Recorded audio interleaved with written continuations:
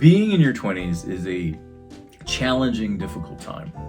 I mean, you have all these people that are older than you that are looking down on you, and they think you lack wisdom and you're not doing what they think you should do. And, when I was in my 20s, which was a while ago, people thought I didn't know what I was doing. And it seems like older generations like to criticize newer generations.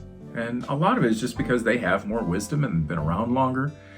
And so we need to learn to have self-compassion. And so I would say have older generations to have compassion on those in their 20s. And for those of you in your 20s is to have self-compassion.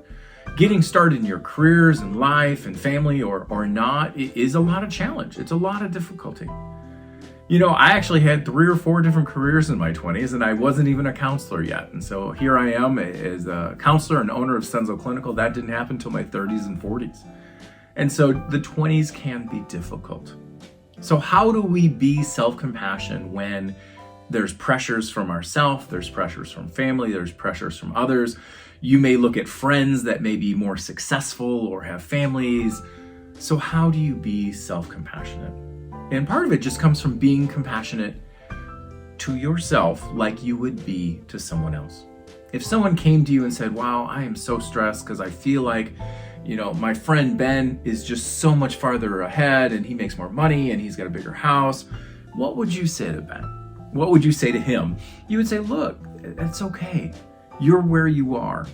It's difficult. And you would validate, you would hear, you would care, you would be compassionate. And that's how you want to treat yourself. Now, unfortunately, we're often very critical of ourselves while being compassionate to other people. So can we learn, instead of going, oh my gosh, I'm such an idiot, I don't know what's wrong with me, I need to try harder, and attack ourselves, which we would never do to a friend. We need to treat ourselves like we would treat our neighbor. And so that is one of the areas that we can learn self-compassion. Also is just being present, realizing that not everything is going to happen at once, being grateful for what you do have. Oftentimes when we're ungrateful, we're looking at the things we don't have. We're looking at people that may have more or are ahead. You don't realize how many people may be, financially behind or in their career behind you. We don't tend to look at that. And so take an inventory of what has happened in your life. And more importantly than your job, more importantly than the money you're making, what is your character?